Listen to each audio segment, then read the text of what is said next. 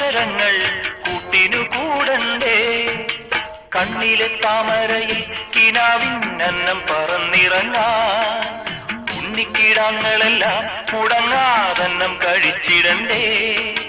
പനി നീരലർവായി തുറക്കൂ, മാമുണ്ട് ചാഞ്ചാടൂ.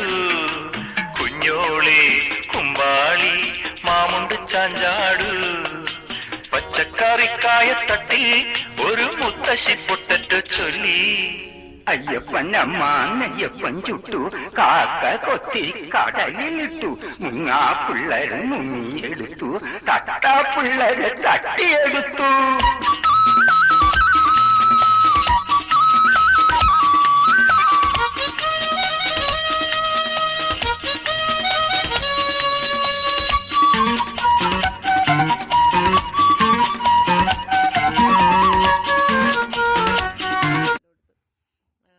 വിൽക്കാറുണ്ടെന്നൊക്കെ പറഞ്ഞു കേട്ടിട്ടുണ്ട്. പിന്നെ ഇവിടെയൊക്കെ ഇത് ഈ കേരളത്തിൽ നല്ലവണ്ണം ഇത് ഉണ്ടാകാറുണ്ട്.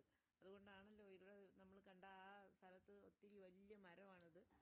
ഒത്തിരി നിറഞ്ഞ് നിൽക്കുക, നിറച്ച് പിടിച്ച് നിൽക്കുക. ഏത് കാലാവസ്ഥയിലും ഇതുണ്ടാവുമെന്നാണ് പറയുന്നത്. ഇത് ഭയങ്കര ടേസ്റ്റുള്ള ഒരു ഫ്രൂട്ടാണ്. പിന്നെ ഇത് നമ്മൾ ആദ്യം കായ് വരുമ്പോൾ ഇത് പച്ച നിറമായിരിക്കും. പിന്നെ ഇതിൻ്റെ നിറം മാറി പർപ്പിൾ നിറമായി മാറും. ഇത് പഴുക്കുമ്പം കണ്ടോ നല്ല പർപ്പിൾ നിറമായിട്ട് മാറും. നമുക്കിതിൽ നല്ല പഴുത്തത് നോക്കി ഇത് ഫ്രിഡ്ജിൽ വെച്ചിട്ട് കഴിച്ചാൽ കുറച്ചും കൂടെ ടേസ്റ്റാണ്. ഇത് ഫ്രിഡ്ജിൽ വെക്കാത്തതാണ്. ഇന്നലെ ഞങ്ങൾ ഫ്രിഡ്ജിൽ വെച്ചിട്ട് കഴിച്ചു, നല്ല ടേസ്റ്റായിരുന്നു. അപ്പോൾ ഇത് നമുക്ക് ഒരെണ്ണം നമുക്കൊന്ന് മുറിച്ച് നോക്കാമേ. ഇതെങ്ങനെ മുറിച്ചേ.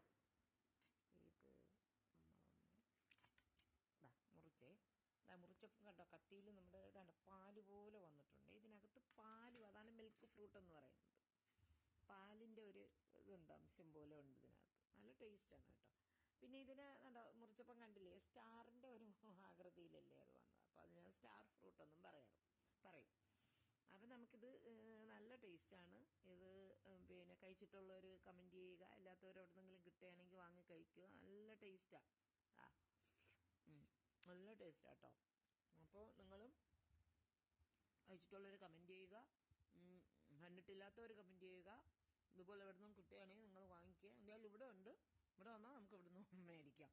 കാഞ്ഞിരപ്പള്ളിക്കും എരുമേലിക്കും ഒക്കെ ഇടയിൽ ഒരു കുറേ